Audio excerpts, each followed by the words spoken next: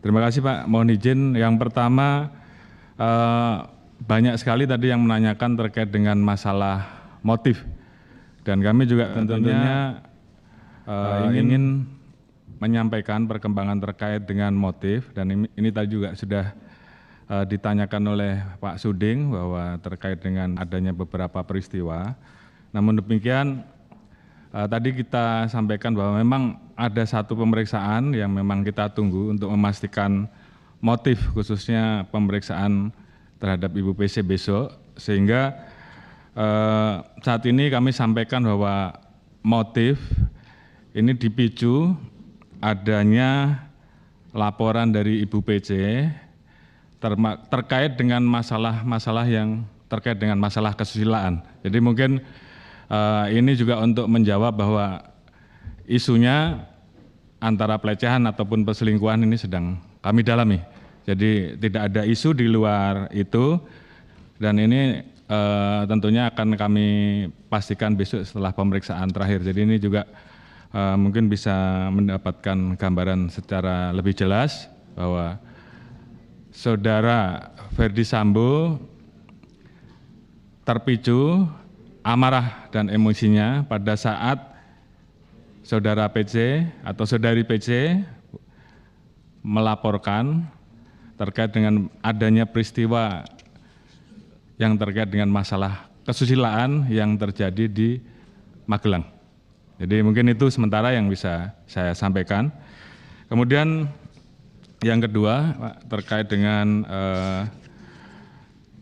beberapa pertanyaan khususnya terkait dengan masalah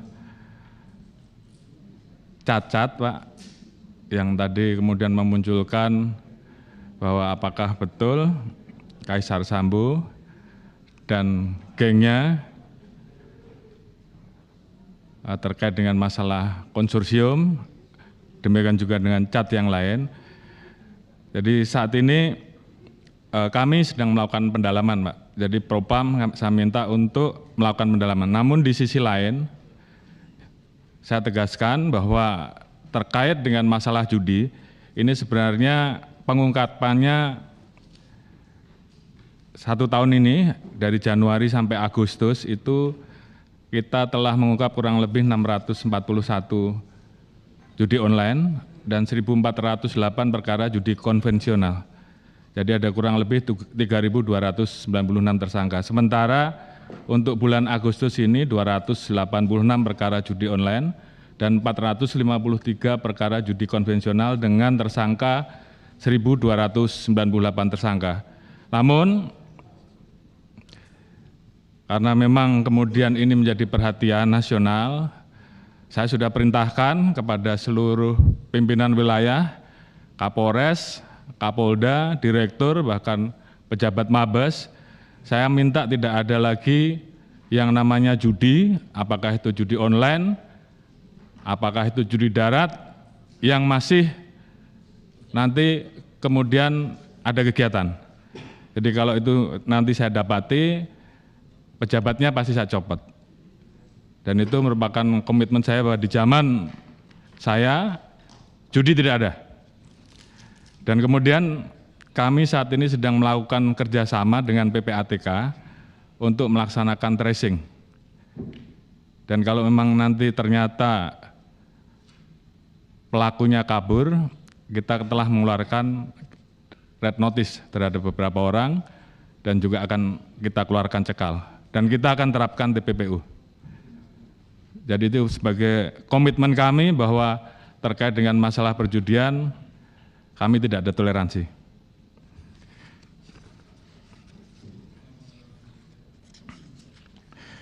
Mohon izin, selanjutnya tentunya tadi ada beberapa pertanyaan terkait dengan bagaimana ke depan terkait dengan masalah penyelesaian kasus FS ini. Tadi sudah disampaikan bahwa kita telah mengirimkan 4 berkas untuk tahap pertama dan kita harapkan minggu depan dengan perjalanan koordinasi antara kita bersama-sama dengan teman-teman dari Kejaksaan, mudah-mudahan berkas juga tidak terlalu banyak bolak-balik karena memang harapan kita tidak ada P19 sehingga bisa cepat P21 sehingga kemudian ini bisa segera disidangkan. Kemudian terhadap saudara FS sendiri nanti hari Kamis akan dilaksanakan sidang Komisi Kode Etik untuk keputusannya apakah yang bersangkutan masih bisa menjadi anggota Polri ataupun tidak. Sementara untuk yang lain terkait dengan 35 personil yang ada dari 97 yang kita periksa, tentunya tidak semuanya kemudian menjadi terduga pelanggar kode etik, ada juga yang menjadi saksi, namun dari yang 35 itu tentunya nanti akan kami pilah-pilah sesuai dengan saran dari bapak-bapak dan ibu-ibu terkait bobot perannya masing-masing. Apakah yang bersangkutan ini di bawah tekanan ataukah mereka tidak tahu bahwa yang mereka lakukan itu merupakan bagian dari skenario atau bahkan mereka ikut di dalam skenario. Jadi ini semua nanti akan ditentukan oleh tim sidang Komisi Kode Etik dan tentunya ini akan menentukan terkait dengan pemberian sanksi yang akan diberikan, bobot sanksi yang akan diberikan. Kemudian terkait dengan isu temuan uang 900 miliar, ini juga tentunya menjadi salah satu yang perlu kami luruskan. Beberapa hari yang lalu sebenarnya Kadif Humas sudah menjelaskan bahwa isu tersebut tidak benar. Karena pada saat kita melaksanakan penggeledahan di 3 rumah, yaitu di Duren 3, Saguling, Bangka, termasuk di Magelang, yang kita dapati saat itu handphone, kemudian pisau, kemudian kotak senjata, kemudian beberapa buku laporan M-Banking, sehingga terkait dengan uang 900 miliar tersebut kami nyatakan tidak ada. Dan setelah kami dalami peristiwa yang kemudian viral tersebut itu adalah kasus uang dolar palsu yang terjadi di Atlanta, Amerika Serikat. Jadi ini kami luruskan.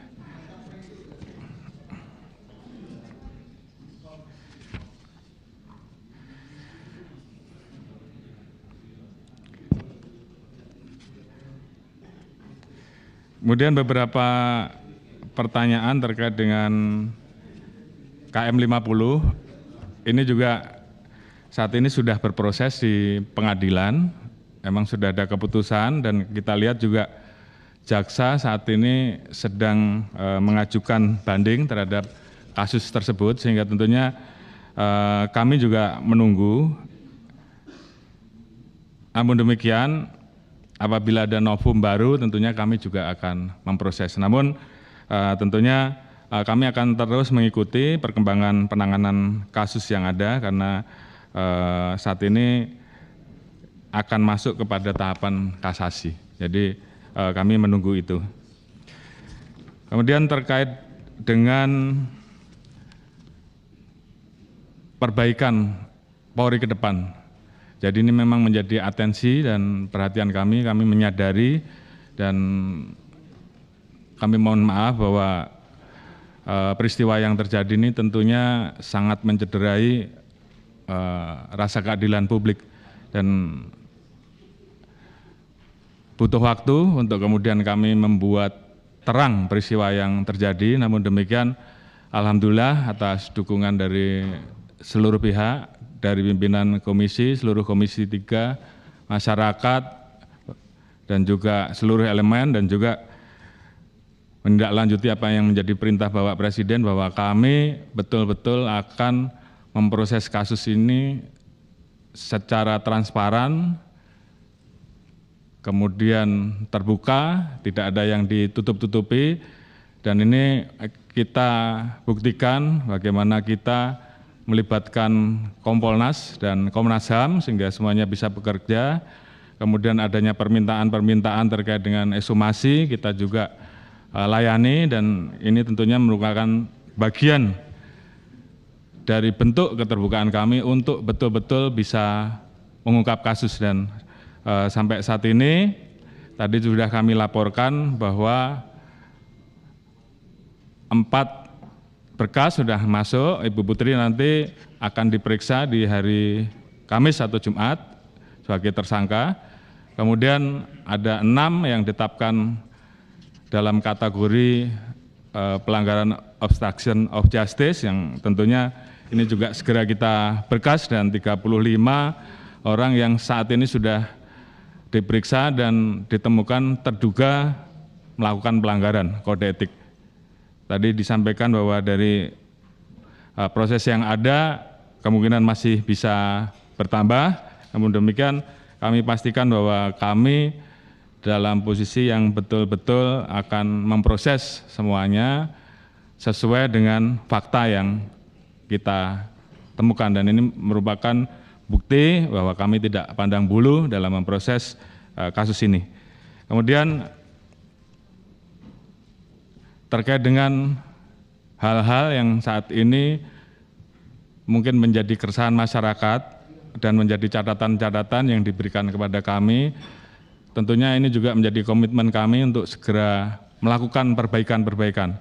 Tadi disampaikan bahwa di wilayah-wilayah masih ditemukan adanya narkoba dan barangkali ada anggota yang terlibat. Ini juga kami sampaikan di sini bahwa kami dalam posisi yang akan menindak tegas terhadap setiap pelanggaran yang terkait dengan masalah-masalah tersebut. Apabila ada anggota kami yang melanggar kedapatan terkait dengan masalah narkoba, pasti kami copot dan kami proses. Dan kami juga tentunya akan membuka ruang pengaduan, ada Dumas Presisi, ada Propam Presisi, dan kami sendiri juga punya beberapa akun resmi saya, dan masyarakat bisa melapor baik di Instagram, Facebook maupun di TikTok dan Twitter, sehingga kemudian apabila ada pelanggaran yang dilakukan oleh anggota bisa dilaporkan, apakah itu pungli ataukah hal-hal lain yang sifatnya mungkin selama ini masyarakat merasakan bahwa prosesnya ada keberpihakan, terus kemudian prosesnya lambat-lambat, bisa dilaporkan langsung dan pasti akan kita teruskan ke wilayah yang menangani dan kita akan pantau. Jadi ini juga merupakan komitmen kami untuk terus meningkatkan pelayanan terkait dengan masalah hal-hal yang memang masyarakat masih merasakan adanya kekurangan-kekurangan terhadap apa yang dilakukan oleh personil Polri.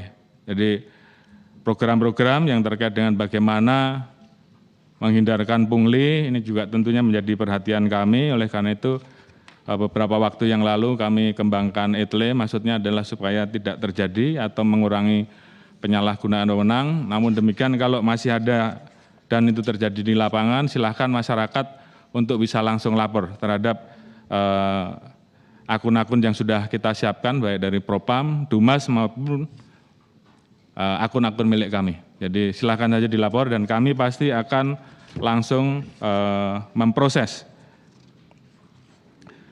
Kemudian terkait dengan pembinaan karir, tadi banyak hal masukan kepada kami, kepada SDM, bagaimana ke depan kita juga bisa melakukan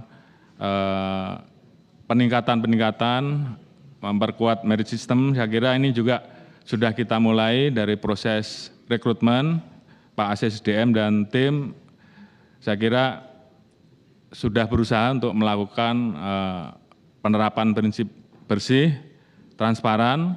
Namun demikian mungkin ada yang masih bermain-main dengan ini.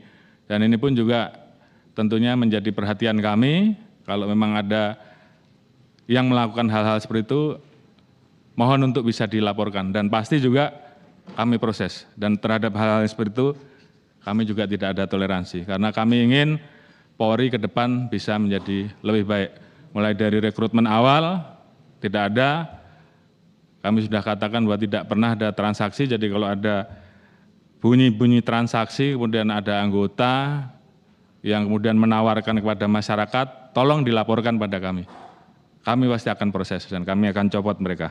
Karena kami ingin Polri ke depan menjadi lebih baik, karena memang pertaruhan kami adalah bagaimana setelah ini kita segera bisa memperbaiki tingkat kepercayaan masyarakat dengan menjalankan program yang ada di transformasi Polri menuju Polri yang presisi. Dan itu kami harapkan untuk betul-betul bisa dilaksanakan oleh seluruh anggota di lapangan. Tentunya apa yang terjadi ini musibah bagi kami semua, karena yang terjadi ini menimpa keluarga besar kami, keluarga besar Polri, baik yang meninggal maupun yang tentunya menjadi tersangka. Tapi ini menjadi pil pahit bagi kami untuk perbaikan institusi Polri ke depan. Dan terima kasih Bapak-Bapak, Ibu-Ibu sekalian yang terus mendukung kami untuk melaksanakan perbaikan-perbaikan, dan kami dalam posisi siap untuk terus melakukan perbaikan. Institusi Polri tentunya kompak, solid untuk bersama-sama melakukan komitmen ini terhadap yang tidak bisa melaksanakan, maka pilihannya ikut barisan atau keluar. Pilihannya itu. Kemudian terkait dengan Babin Kaptimas, terima kasih Pak Hinca, tadi kami mendapatkan perhatian Ibu. Terima kasih juga.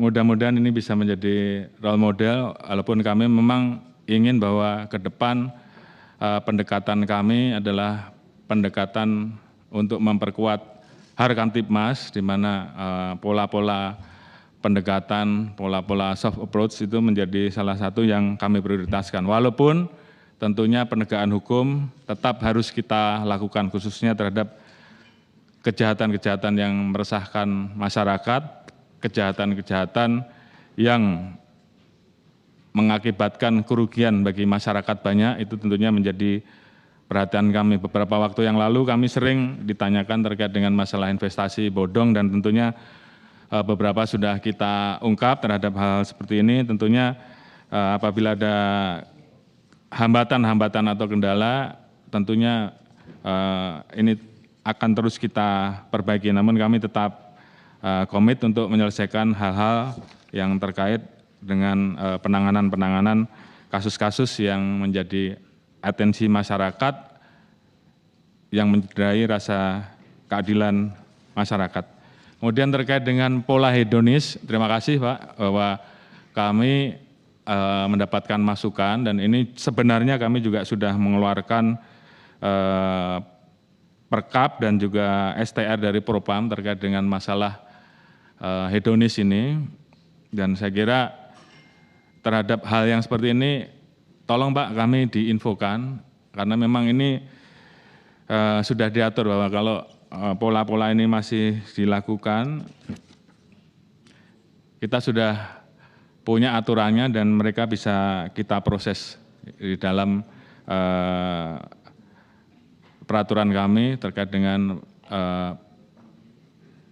pelanggaran terhadap ketentuan-ketentuan yang memang kita atur. Jadi memang ini juga terus dilakukan oleh Propam untuk melaksanakan patroli setiap hari, karena kita juga sering mendapatkan masukan terkait dengan masalah-masalah seperti ini, dan hal-hal tersebut langsung kami proses. Namun demikian kami tidak mungkin mengawasi sendiri, kami juga butuh masukan dari masyarakat, dan terhadap informasi-informasi tersebut tentunya kami akan tindak lanjuti. Dan terima kasih apabila memang ada laporan-laporan, artinya kami merasa bahwa masyarakat mencintai institusi Polri dan ingin agar Polri bisa menjadi baik. Tentunya hal-hal tersebut yang akan menjadi atensi kami ke depan. Kemudian upaya-upaya yang telah kami lakukan selama ini untuk bagaimana hal-hal yang bersifat